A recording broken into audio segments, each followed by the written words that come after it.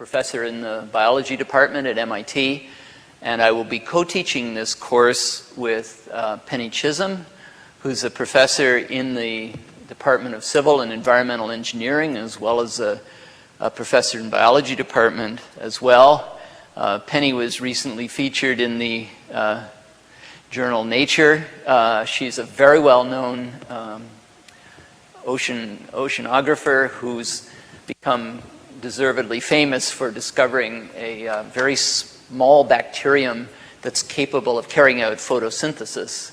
For many years, oceanographers used filters. The holes were big enough that this bacterium went through, and so when they were doing their studies of the ocean and how the biomass that was there and all the fluxes and so on, they didn't know this organism existed, which can form up to 50% of the biomass in parts of the ocean. So Penny's really a wonderful lecturer, a wonderful person, and she'll be teaching the component of 7.014, which deals with ecology and the environment. And this is a section of 7.014 that makes it different from the other two versions, 7.012 and 7.013.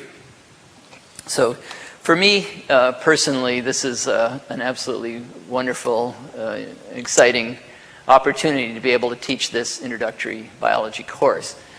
For some of you, I know that biology is going to either be a major part of your career, or quite possibly, even if you're in engineering or something else, you will find yourselves working with a biological system. You can see that happening all over campus these days, that more and more engineering departments are finding that they're working on problems that come from biology or have a biological component. I'm sure there are at least a few of you here who are only here because it's a required course, and you might well wish you were somewhere else. However, I will do my best to try to communicate to you why you need to know some biology too. I think most of you know you can hardly pick up a newspaper these days without running into something that demands a knowledge of biology, something about stem cells, something about cloning humans, something about a new drug, lots of things having to do with biological effects on the environment and so on.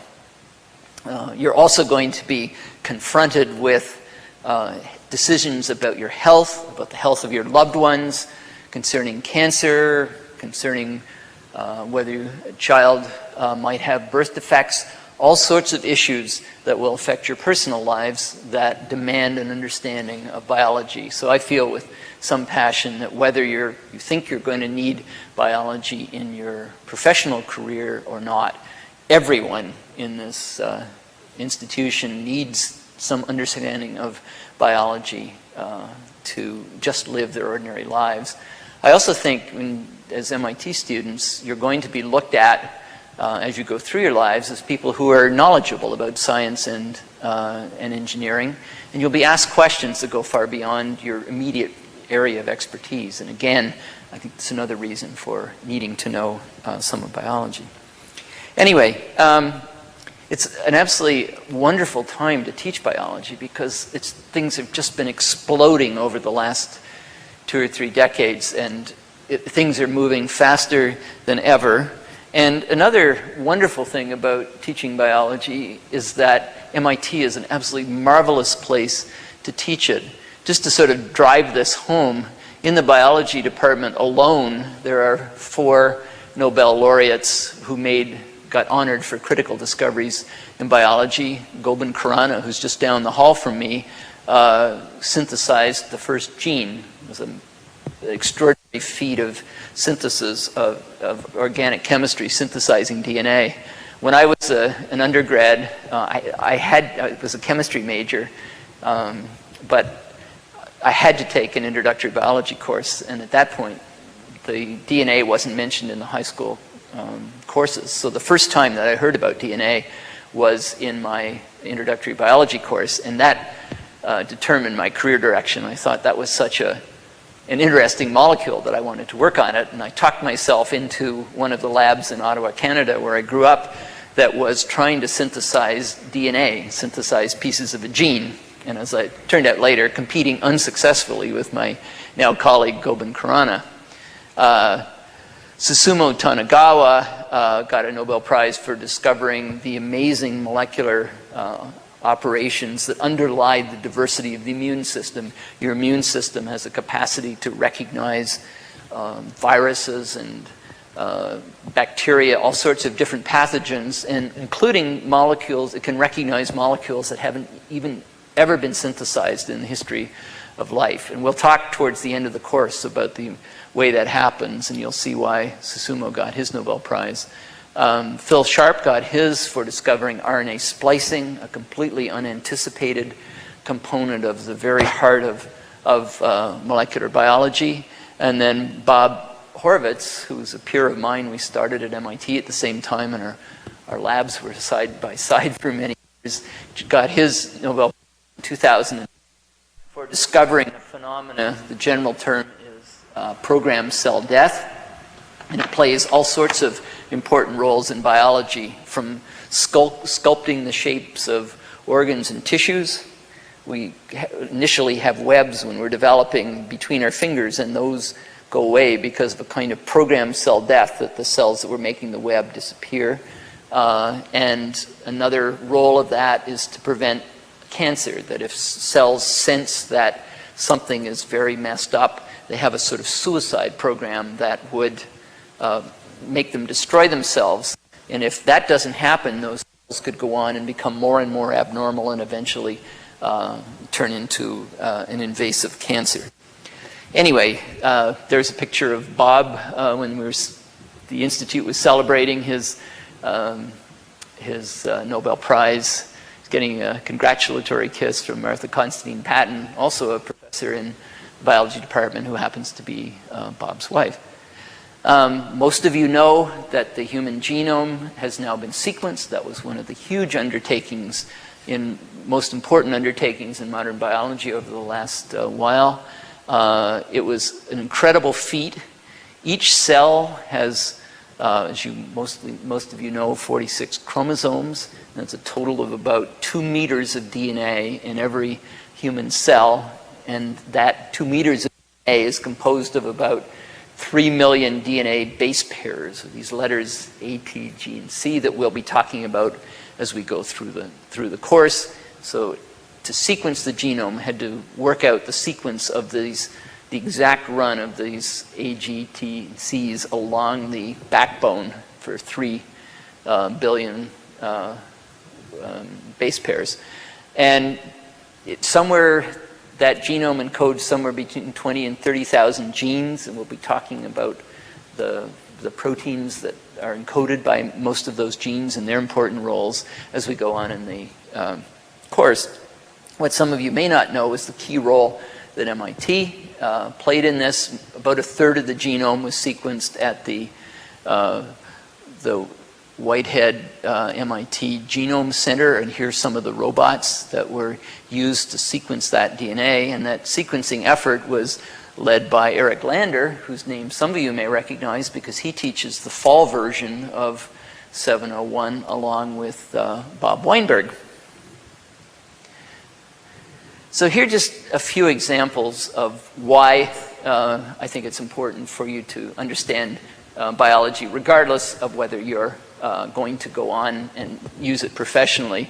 Most of you know one of the biggest challenges we face as this planet is this AIDS epidemic.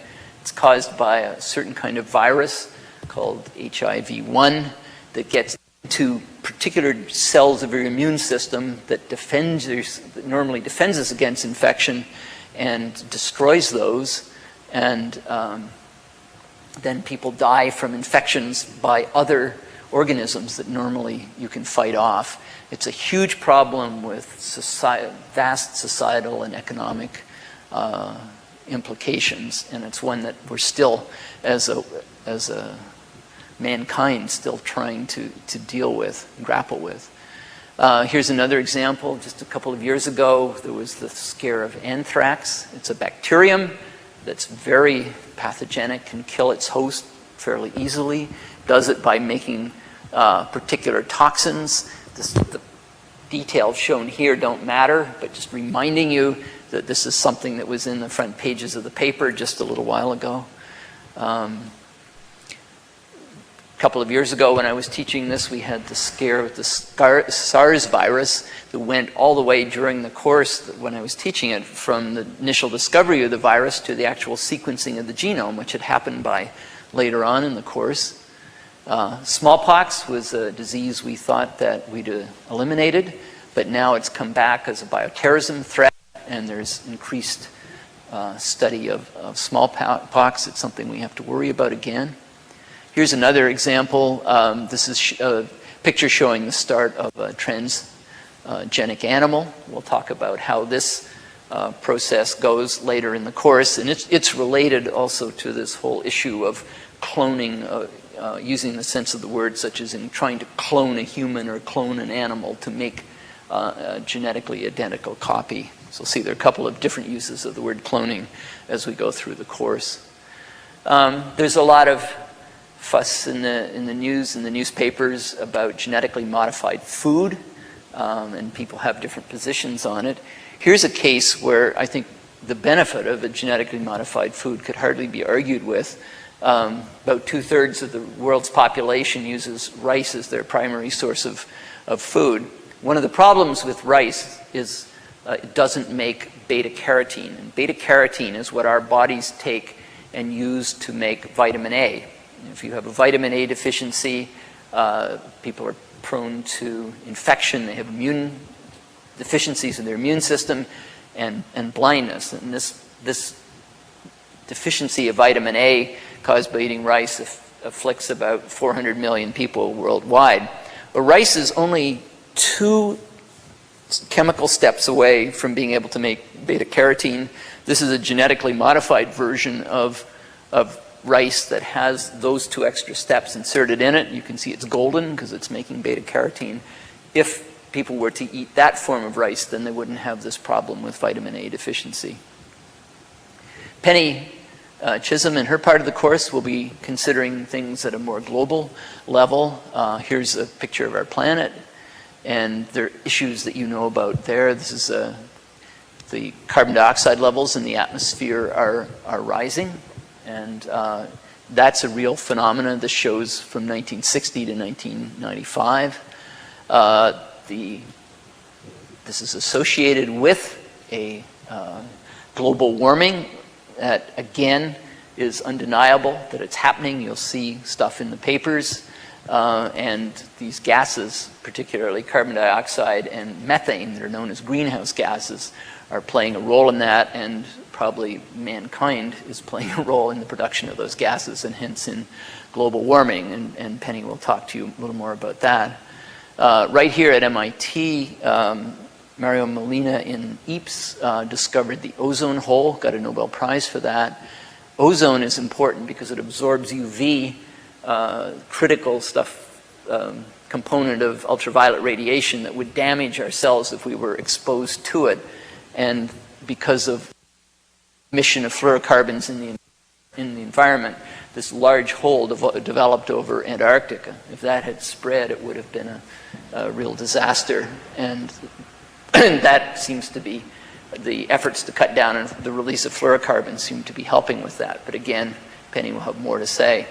Those of you who've lived around here for a little bit probably know that the fishing industry, just locally, has had a very hard time. There's a fishing boat just up at Gloucester, just up the coast, less than an hour from here. And part of the problems, again, are caused by mismanagement of the resources, where the fish have been, stocks have been overfished, so some of the fisheries have come to the point of collapse, or near in places such as the Grand Banks off of Newfoundland, there has been a collapse, and it's not at all clear that it can be reversed, and whether they'll be caught in large quantities ever again there. Okay, so a variety of ways that we can study biology, and I think I'm going to begin by outlining how we do that. Biology is an experimental science. It's one of the really important themes that will run through this course. You can't study biology by just sitting down with a pen and paper in a room and thinking. You have to get out and find out what's there. You need to make observations. You need to try experiments. You need to formulate hypotheses and test them and either modify your hypothesis or reject it and so on. But it's a continual cycle of experimentation and making hypotheses and testing. That's the scientific method at work. But you can carry that out at different levels. The very highest level would be the biosphere. There's one example. That's Earth. It's here. There are many species of life that are on there. There are many more than a million.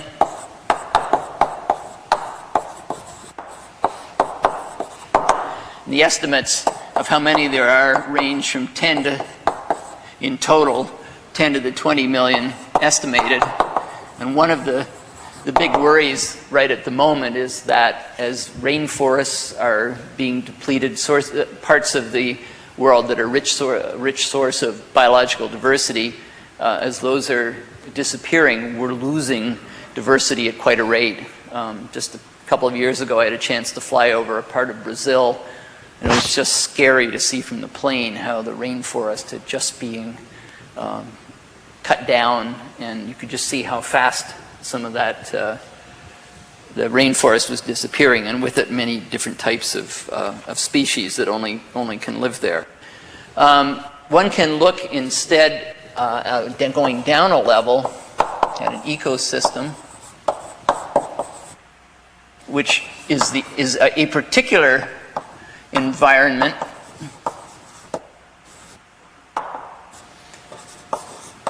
and the species of life found in it.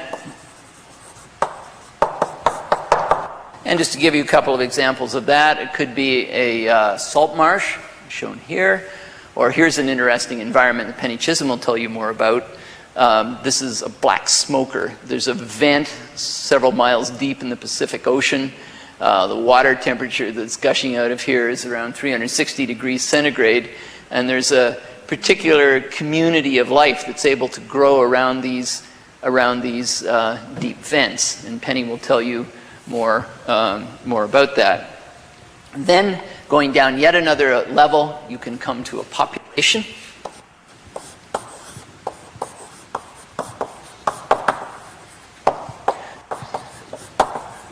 And this is interacting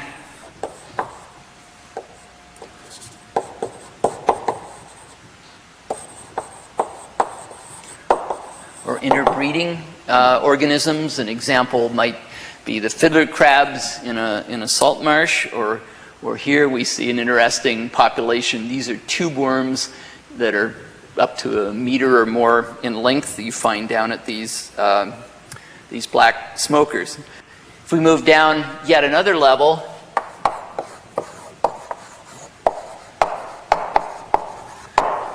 we come to organisms. Organisms have three important sort of characteristics that we'll talk quite a bit about in this course. They carry out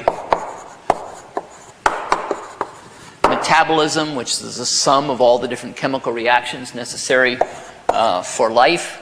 They undergo regulated growth.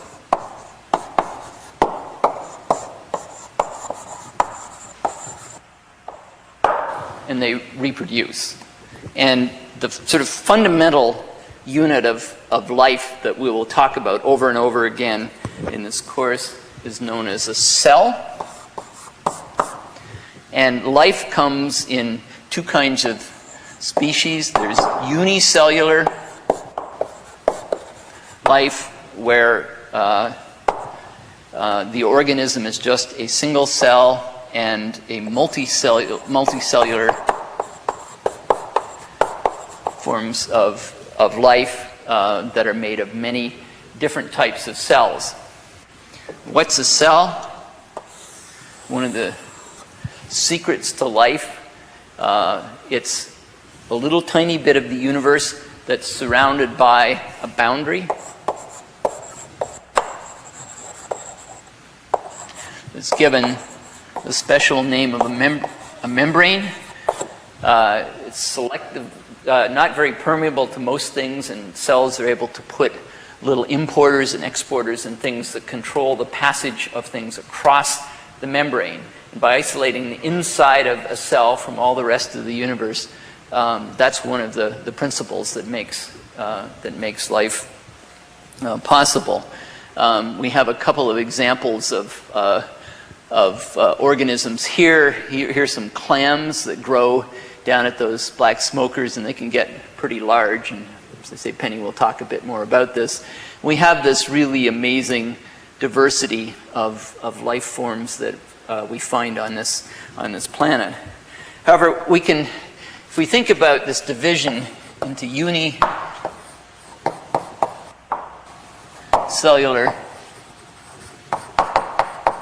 multicellular organisms. Unicellular organisms include things that you're familiar with. They're bacteria. There's a picture of just E. coli cells, and we'll be talking about E. coli quite a bit as a model organism as we go through the course. It's been by studying E. coli, scientists have learned many important things that apply to all of life. Another kind of important single-celled organism, unicellular organism, is yeast. Those are pictures of yeast, Saccharomyces, that are used in baking bread or in brewing beer or making wine. Another one you're all familiar with are algae, which are single-celled organisms that are able to carry out photosynthesis, and we'll be talking about that. If we think of an example of a multicellular organism, then we see there are different levels at which we can think about this. We could take, for example, a picture of me, just an anatomically correct diagram here, that I'm made up, as you are, of about 10 to the 14th human cells. We all started out as a single fertilized egg, which is a single cell, and by the time we're grown up, we have about 10 to the 14th human cells. Just a tremendous amount of cell growth that had to happen, and specialization. The other thing you may not appreciate is that we have an ecosystem inside us in our gastrointestinal tract, this part, the intestine, having the highest concentration of microorganisms, but there are about 10 to the 14th bacteria also inside of our gut. So we're actually almost the same number of human cells and bacterial cells. And if we don't have those bacteria, then our digestive systems don't work well. So if we go down from a whole organism, a whole multicellular organism, then we come to an organ. An example of that might be an eye, and I think we have a diagram of an eye, which is made up of different parts. And if we go down another level, we come to a tissue, which is, now you can begin to see that the tissue are made up of groups of specialized cells. An example might be the retina of an eye. And if we continue to go downwards, we'll get to single cells. And at this point, we're at the same level of detail as when we're talking about a unicellular organism. If we continue down, then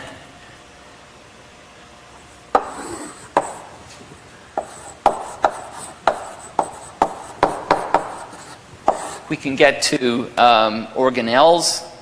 These are involved in energy production, energy management.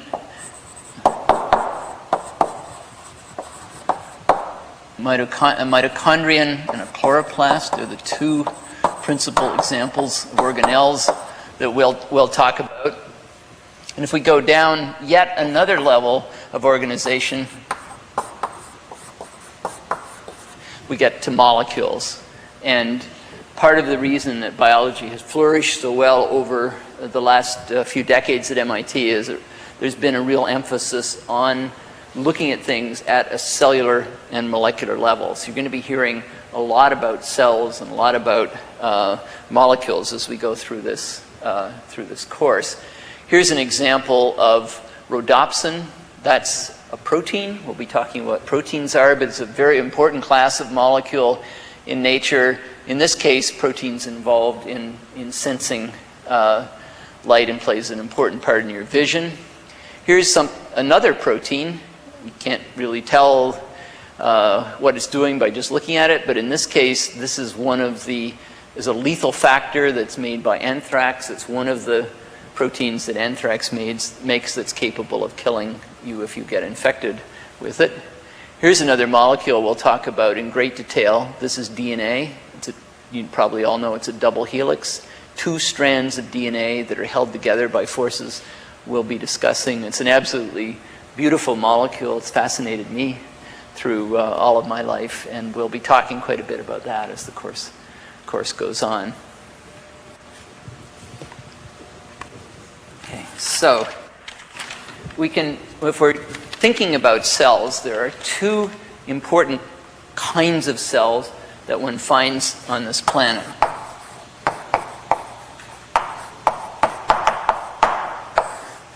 Prokaryotic cells, at least prokaryotic organisms, and eukaryotic organisms, and they each are made of cells that are distinguishable from each other. I'd indicated that a cell is a little bit of the universe that's surrounded by a boundary or a membrane. But inside there, inside of this is the DNA, which functions as the genetic material. It's the blueprint for everything that that cell is going to make and be able to do. Ultimately, everything's encoded there. And in a prokaryotic cell, the DNA is free within this membrane. A eukaryotic cell also has a membrane.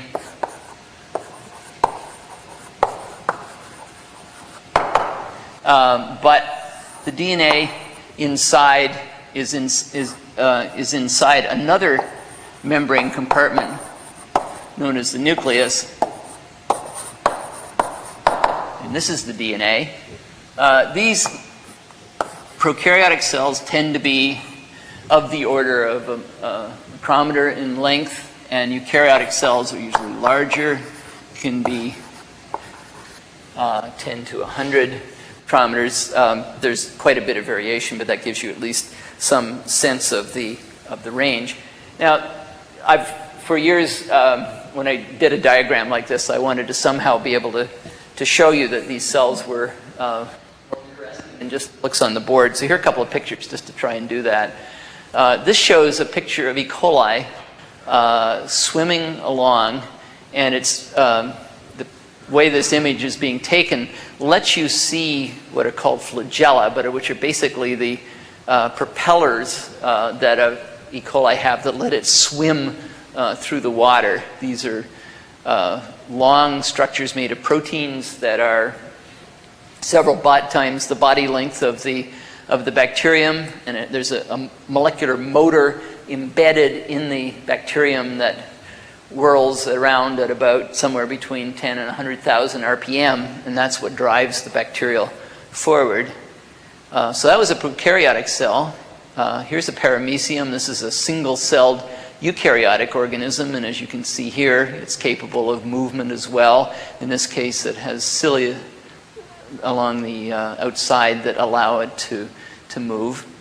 Here's an interesting one. I don't know if any of you could guess what these were. These were cells from the skin of a mouse. They're on a surface, agar surface, and as you can see, they too can move. There are a couple of things that are important about this. I got this slide from Linda Griffith, who's in the biological engineering department. At the time I got it for, I think it was in chemical engineering. It was several years ago when I got this. And what was important about this, apart from it being a very nice little movie showing you a mammalian cell moving around, was that I got it, saw Linda show this during one of her research seminars. So here is an engineer at MIT who was showing this picture as part of her research talk. And I think those of you who are going on to engineering, you may be surprised at the extent to which you need to know about biology as you go through your professional careers.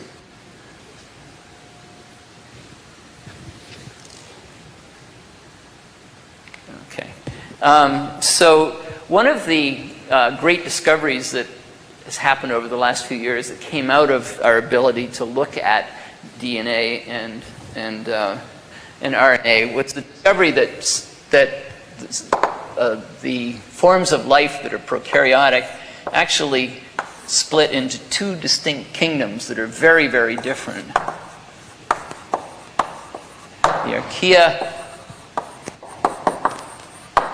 and the bacteria. And just to give you a sense of the diversity of life, I'll just mention a couple of these. These archaea look like bacteria, but they're as diverged from the bacteria as they are from the eukaryotes.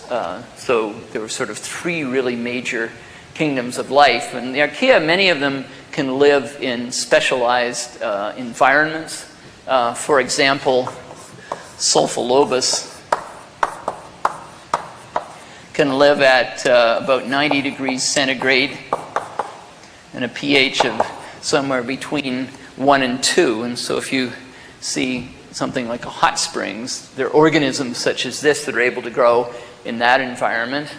Or there are halophiles, salt-loving archaea that can grow, for example, in 4 molar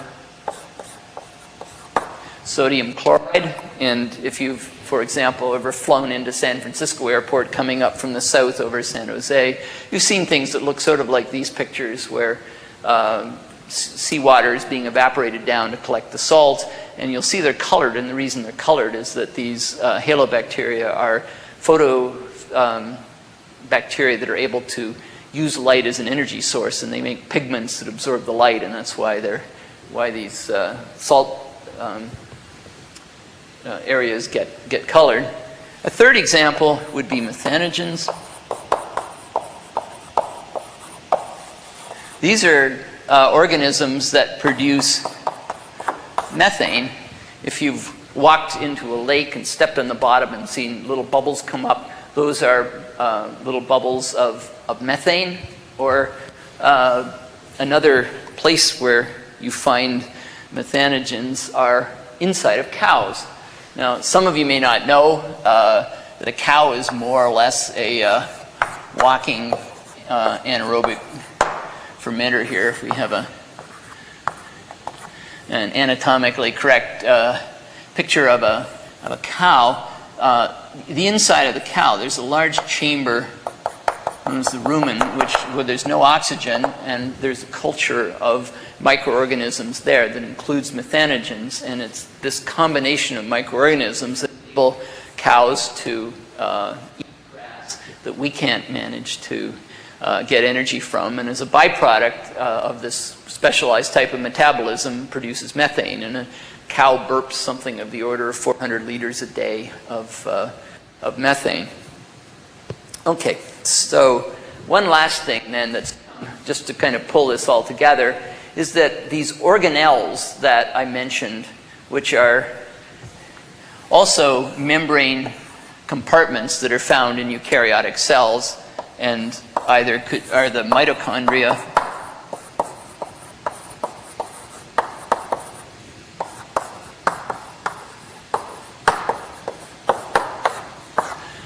or chloroplast. there's pretty strong evidence at this point that these arose from bacteria that were things that you're more familiar with, things like E. coli or Streptococcus that causes strep throat, or the lactic acid bacteria that cause the milk to turn into yogurt, which some of you probably had for lunch today, that these organelles, the mitochondria and the chloroplasts, were derived from a particular type of bacteria that probably first got transiently associated with developing eukaryotic cells sometime back in evolution, and eventually became captured and became a permanent part of the eukaryotic cell. The mitochondrion is thought to have derived from something that looks like today's present-day rhizobia, which we'll talk about, that form an intracellular infection of plants, or rickettsia, which is a chronic intracellular pathogen. The mitochondria look as though they came from something related to that. The chloroplasts look as though they came from a bacterium that was able to carry out photosynthesis, which we'll also be talking about. So I want to close by giving you just a quick little snapshot of evolution, because I'm hoping this will maybe make some of the things that we talk about in this course clearer. So what we're going to do is we're going to look back from 4.5 billion years ago, when the Earth was just forming,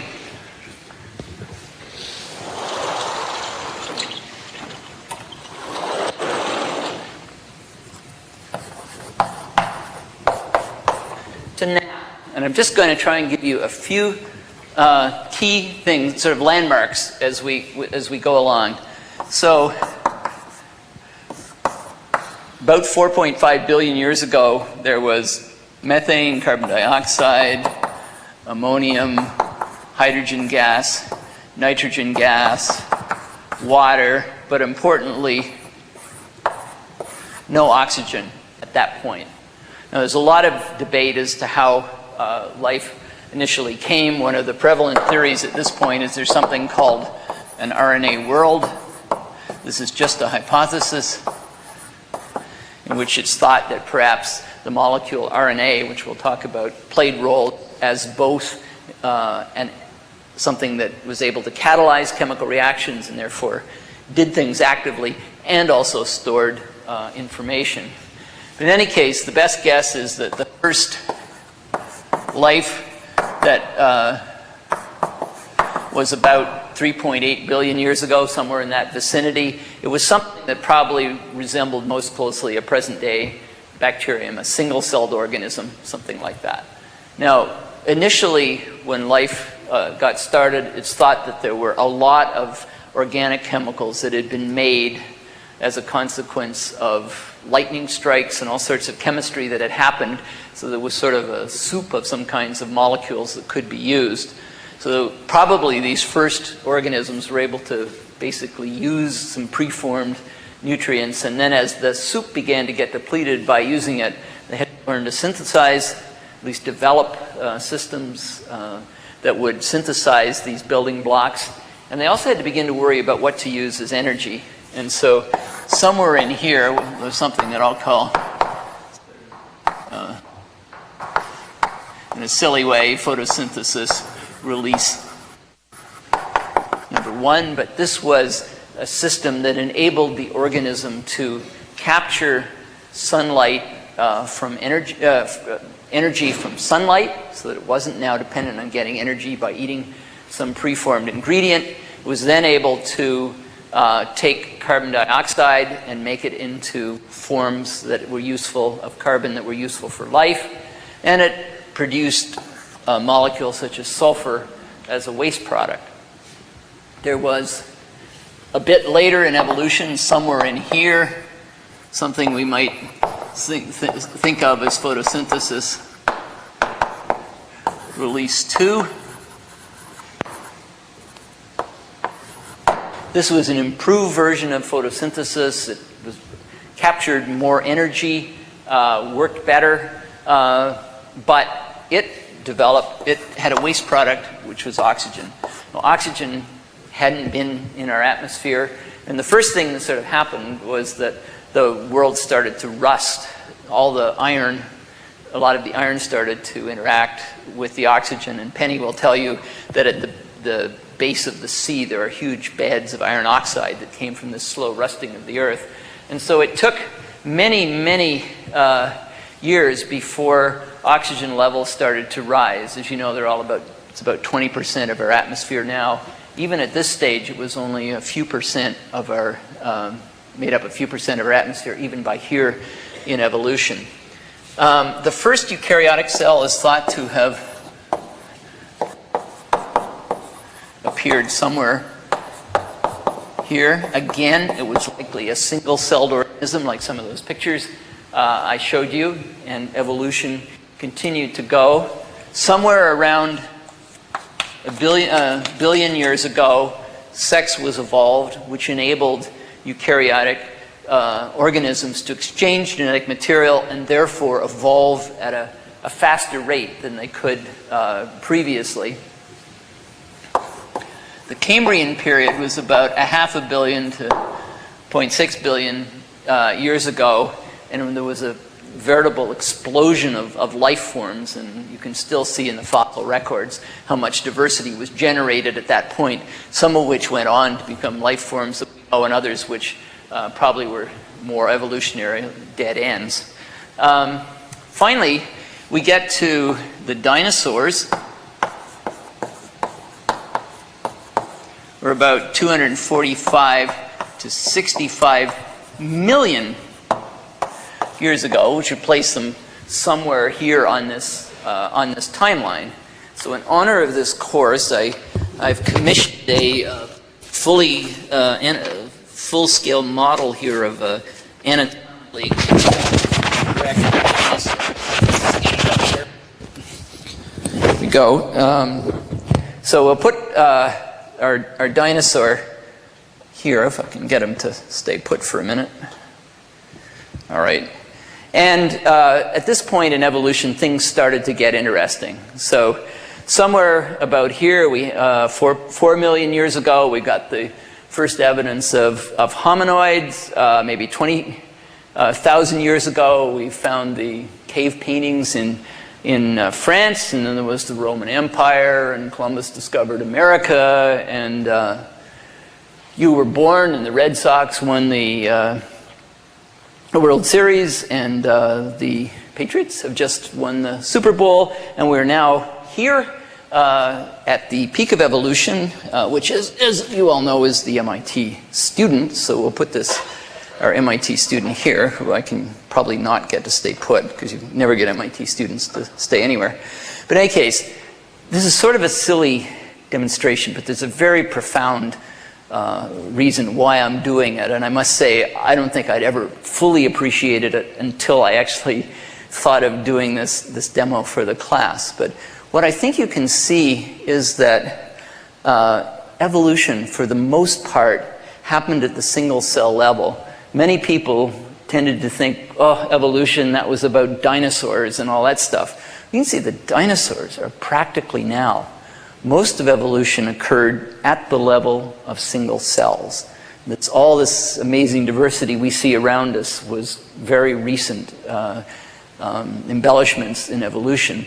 So that means that when you study biology at the cellular and molecular level, you find tremendous commonalities. If you look inside a sulfolobus growing in a hot spring, you look inside an E. coli, you look inside a yeast, and you look inside one of our cells, you find that to a huge extent, many of the cellular components are common. They arose so early in evolution that they're shared by all forms of life. Of course, there's some things that develop later and are different, but that's one of the reasons that you can learn so much by studying biology at the cellular molecular level, and why we'll emphasize it a fair bit in this course.